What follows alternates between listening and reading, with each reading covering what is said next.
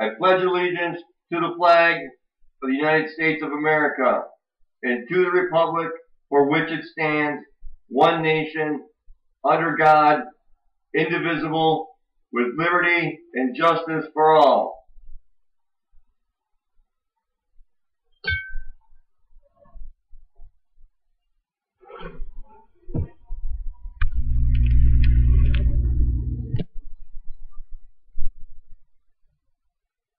Some of you folks might be wondering, why in the heck did I do that? Well, the reason I did it is today is National Flag Day in America. So I've got my flag, got my little vase here. There we go. That looks pretty good.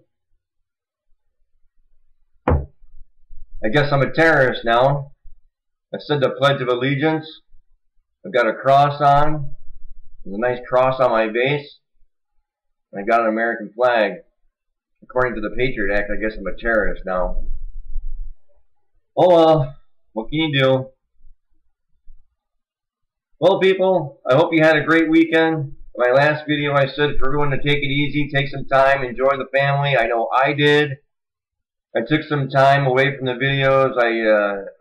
I only hit it sporadically, and again, I want to thank for the new subscribers to come in, and I hope you guys really enjoy my videos. I really enjoy getting the comments. I think it's great that you comment back, give me suggestions, send me links. I greatly appreciate all the information and feedback in return. So with that, let's get on to today's video. Today's video is going to be on, the first link is going to be on martial law, and I have to give a shout out to RG2027X. He provided me this link, and I just want to thank him or her for the link. So the Air Force units made history with the first Homeland Defense ORI. Now, basically what they're talking about is they said that since 9/11, they've been trying to get this group of Air Force people together to combat American terrorism inside the United States.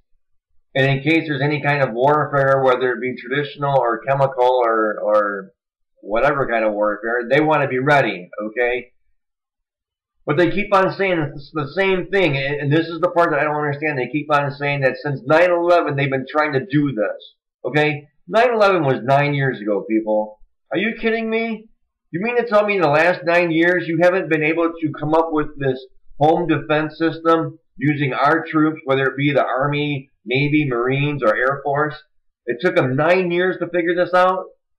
I think the timing is just impeccable with this. You know, in one of my previous videos, in fact, it was called Operation Exodus. Again, the sheriff had rounded up some people in early March, and he said the exact same thing. Since 9/11, I've been trying to establish a group of people. If it takes you 9 years to get a group of people together to protect our country, what's going on, people? You better wake up. You better wake up. Open your eyes.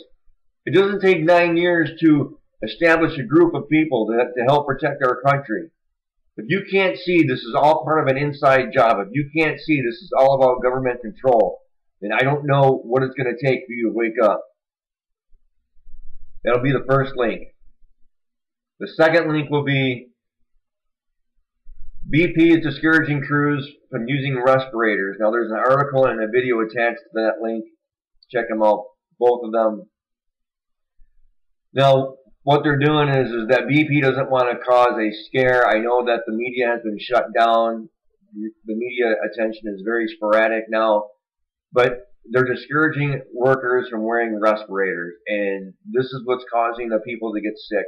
I've even heard that with a respirator that they're still getting sick. That's how bad the fumes are down there. And honestly, I can't imagine. I cannot imagine how bad it is. So I'm not going to try.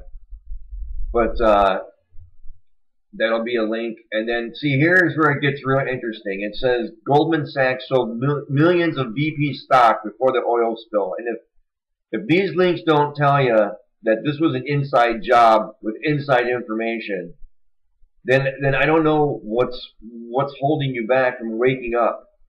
Okay, Goldman Sachs, several days before the oil spill, they sold off their BP stock shares. Okay, why would you do that? If you're drilling this well and you know you're going to hit the mother lode, why would you sell your stock if you didn't have inside information that this was going to go bad? That's the only way you would know if you had inside information. And here's another link to even back up that one about Goldman Sachs. BP chief Tony Hayward sold shares weeks before the oil spill. Even him, Tony Hayward, he sold his BP stock a couple of weeks before the explosion. Why? Why are these executives selling their oil stock in BP? Why are these executives selling their stock in the rig that blew up? People, connect the dots here. Pay attention. Okay, but then something else that Goldman Sachs did is that they did a short sale on some of their stock for the Gulf explosion. Now, for those of you who don't understand stocks, what you can do is when you buy a stock, when you purchase it, you tell the company that you're buying it through that you want the stock to go up to make a profit, or you want it to go down to make a profit. When you say I want to do a short sale, what you're saying is you're going to buy it at X amount of price, and you're hoping that that stock actually goes down. And then when you sell it at the lower price, you make money on the difference.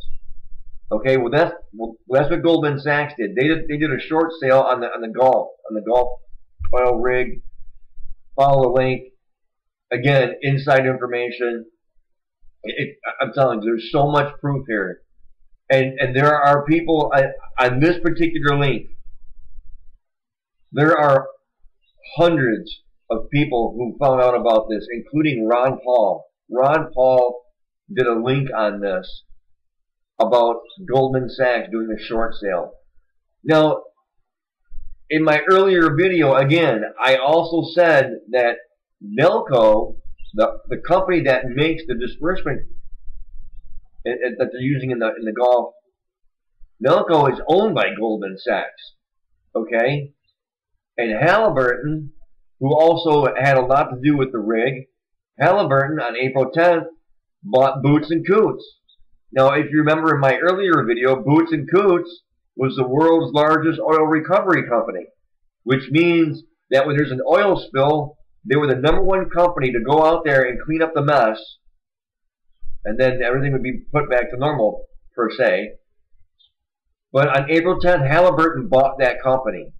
So all the companies that created the explosion are the companies that are cleaning up the explosion.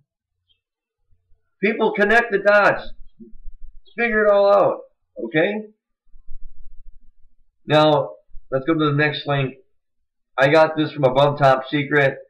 It says visible cracks in the Gulf floor. Now, this is what I was talking about when they were trying to do the top kill and they were pumping the mud down into the well. Okay, you've got to have enough force to stop that oil flow, and then you've got to increase the force to push that oil back from where it came from. Well, the Gulf floor isn't that strong, it isn't that stable, and what happened was the well blew out and the Gulf floor cracked. Now, if you watch the video, it was a live feed. This is now a tape. But if you look in the upper right-hand corner, you will see the days and the times and the depth of what the camera is filming. So it's definitely rather interesting. Now, the last link is going to be the cleanup crews refuse to talk to anyone. This was a very interesting article that I found from the CNN reporter. He's actively trying to approach the cleanup workers, and they absolutely refuse to talk to him. Either, I don't know if they're going to get arrested if they talk with the reporter, or they're going to get fired if they talk to the reporter. I'm not sure what the result is going to be, but all I know is they are definitely told to not talk to any reporter whatsoever. Do not get any information about what's going on. Which, again, that right there, hello, McFly, you know, people, you got to wake up. Now, one more thing before I end this video, folks. When I get this information, I make my YouTube video. That's great. But what I also do is I forward this information on my personal emails. So I'm constantly sending this out to my family members. Constantly. Okay? I want to encourage you folks to start doing that as well if you haven't already. You know, either take my video and forward it to somebody because the links are already attached, or copy and paste the links on your email and email out yourself. Now, I just want to say and remind you that today is Flag Day. I love my country. I fear my government.